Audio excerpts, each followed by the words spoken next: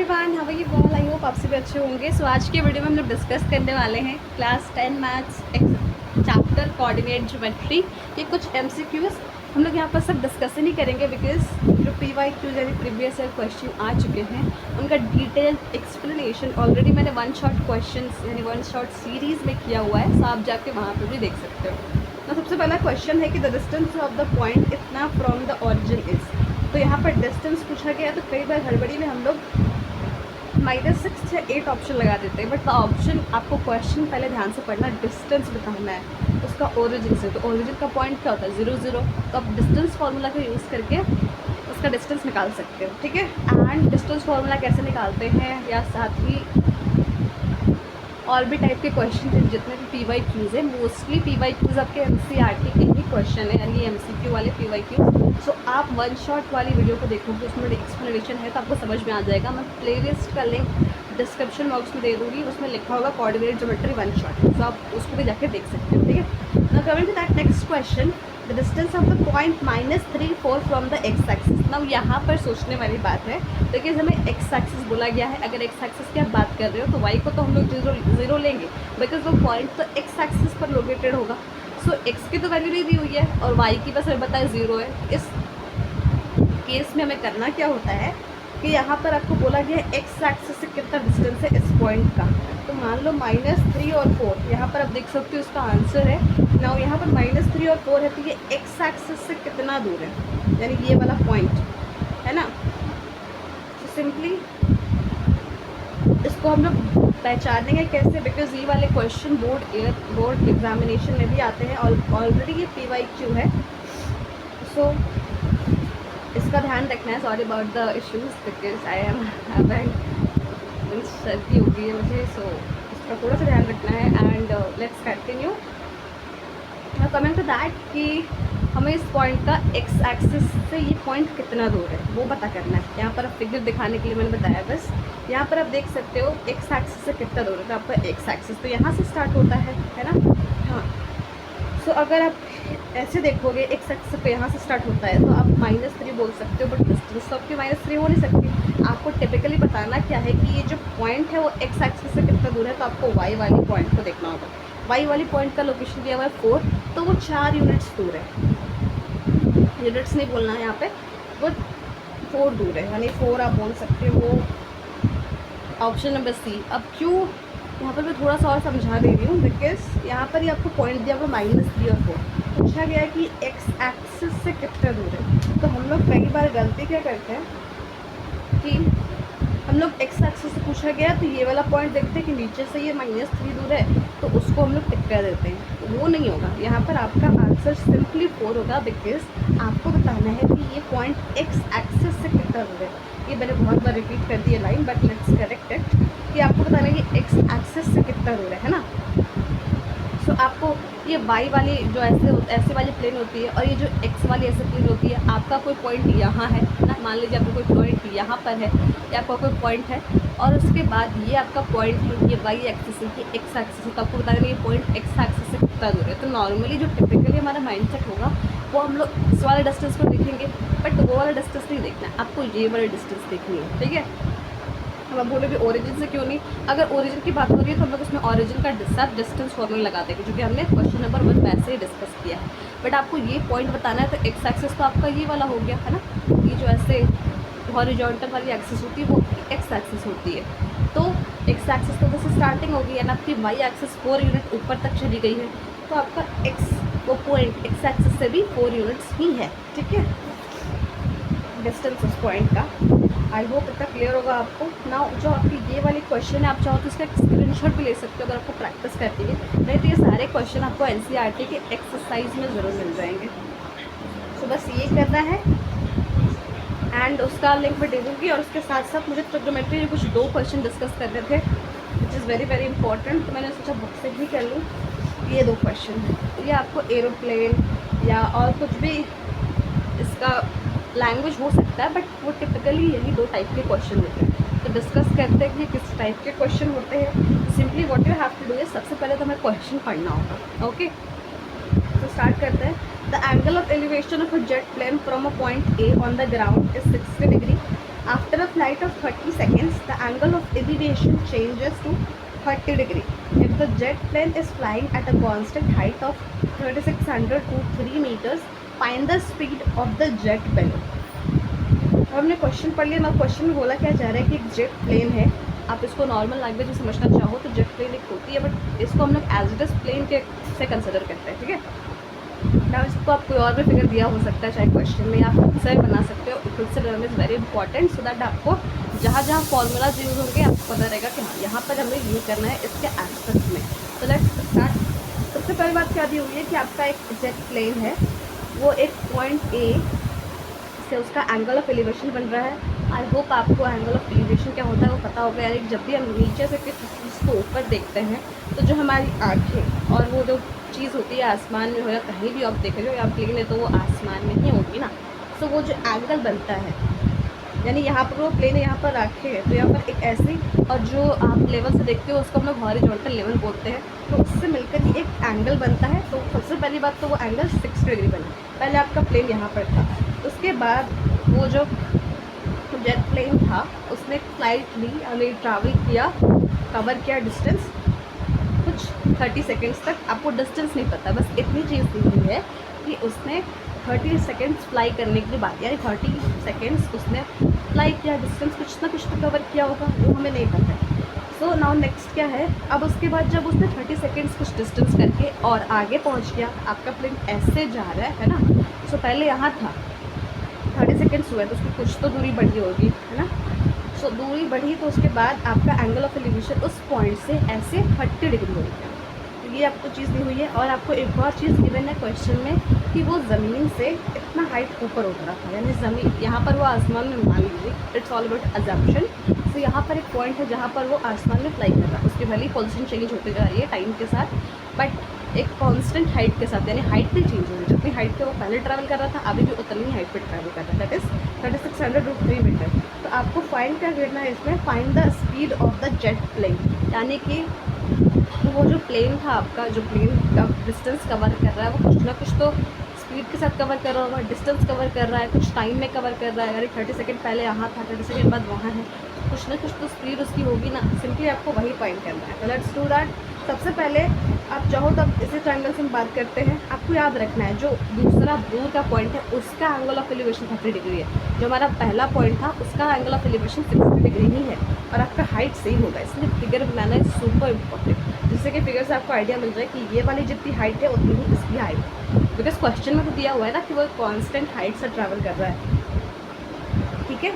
Now उसके बाद हमने इस ट्रायंगल को ले लिया। अब उसके बाद यहाँ पर आप cot 60 का यहाँ पर फॉर्मूला यूज़ हुआ है, आप चाहो तो tan 60 का भी यूज़ कर सकते हो, बिकॉज वो तो सेम ही रहता है ना, बेस परपेंडिकुलर, दोनों में तो वही सेम कॉम्पोनेंट होते हैं, या फंक्शन बोलो तो ज़्यादा सही रहेगा। उसके बाद यहाँ पर आपको फाइंड क्या करना है, यहाँ पर आपको ये वाली डिस्टेंस फाइंड करनी है, ए बी। क्यों फाइंड करनी है, बिकॉज हमें स्पीड फाइंड करना है। स्पीड फाइंड करने के लिए आपको टोटल डिस्टेंस चाहिए और टाइम चाहिए। स्पीड का फॉर्मूला क्या होता है, जो सिंपली हम लोग बेसिक जूनियर क्लासेस में भी पढ़ते आ रहे हैं कि distance is equals to speed into time. कुछ नहीं याद रह रहा फॉर्मूला, तो इसी को याद कर लो कम से कम कि डिस्टेंस जो होता है वो स्पीड इनटू टाइम के बराबर होता है। तो स्पीड फाइंड कर रहा है तो डिस्टेंस अपॉन टाइम हो जाएगा, है ना।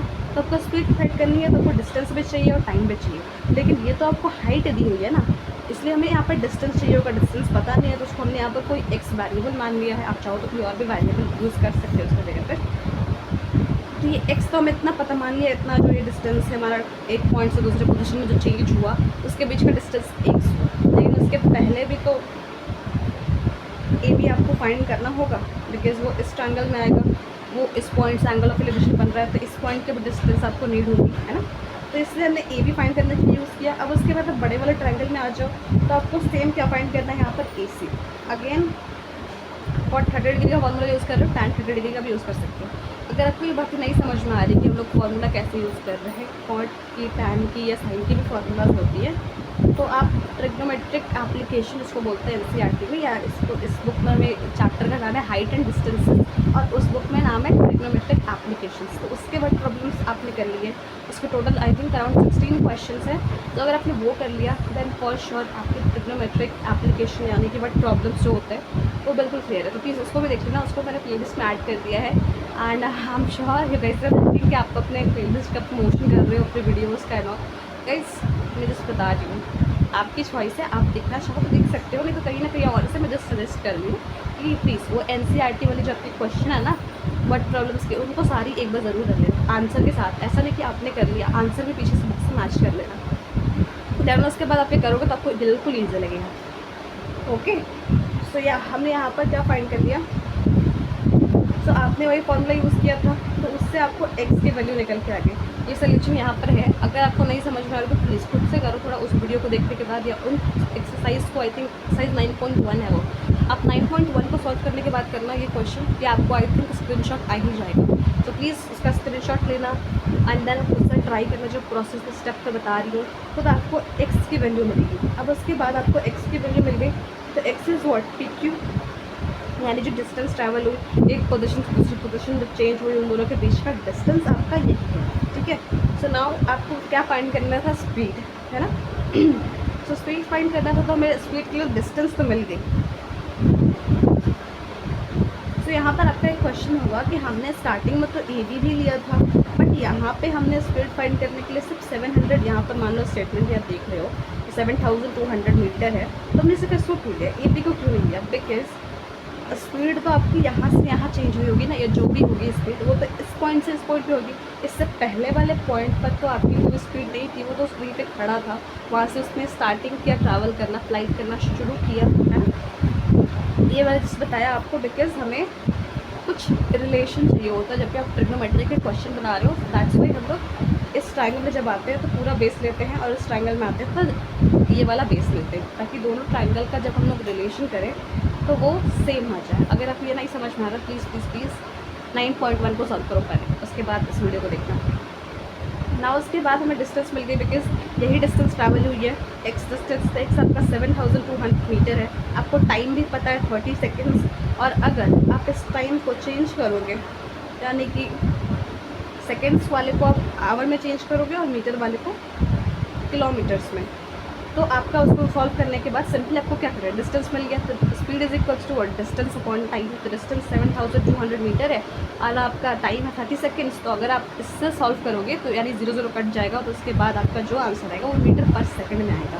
आप चाहो तो अपना आंसर वैसे भी लिख सकते हो, या उसको किलोमीटर पर आवर में भी चेंज कर सकते हो। मीटर को किलोमीटर चेंज करने के लिए आपको 1000 से डिवाइड करना होगा, और सेकेंड को आवर में, यानी कि 1 मिनट में आपका 60 सेकेंड होता है ना, तो आपको तो आवर में चेंज करना है।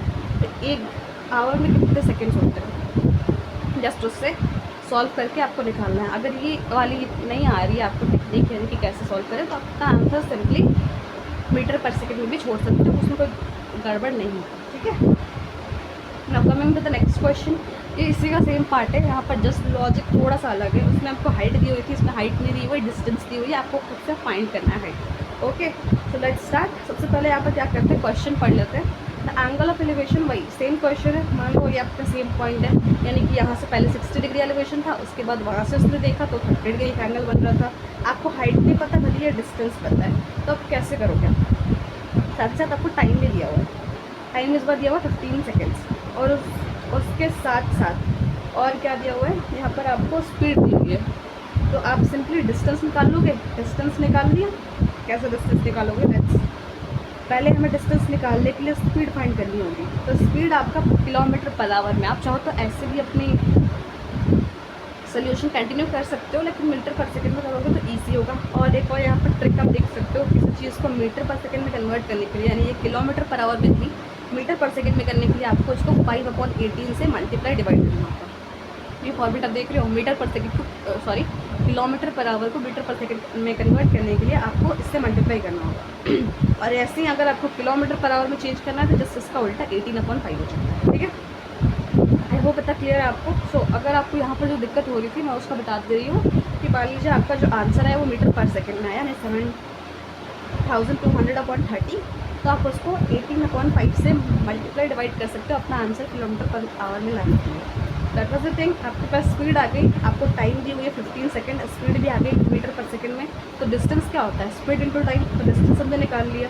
ना सेम प्रोसेस करेंगे हम लोग यहाँ पर। अगर हमें फाइंड क्या करना है, हमें हाइट फाइंड करनी है। तो हाइट तो ऐसे वर्टिकल है, तो उसके लिए हमें ट्रायंगल्स का यूज़ करना होगा, और एक ट्रायंगल से तो वैल्यू आएगी नहीं, बिकॉज आपको सिर्फ डिस्टेंस पता है और ये वाली वैल्यू तो पता ही नहीं है। मान लो अगर आप इसी ट्रायंगल को लेकर भी सॉल्व करोगे तो इसकी वैल्यू तो हमें कुछ गिवन नहीं है ना, तो हम लोग इसको एक्स ही ले लेंगे।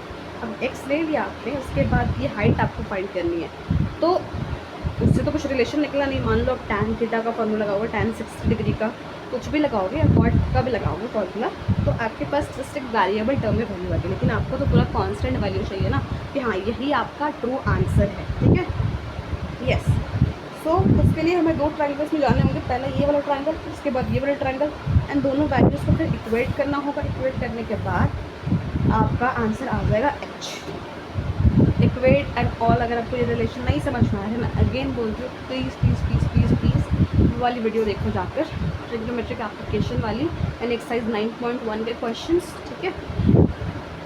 आपको थोड़ी सी हेल्प मिल जाएगी एंड थोड़ा सा, यानी जिस इस चैप्टर से जितने भी आते हैं क्वेश्चंस वर्ड प्रॉब्लम्स के, वो NCERT के जो क्वेश्चंस हैं ना उन्हीं से आते हैं।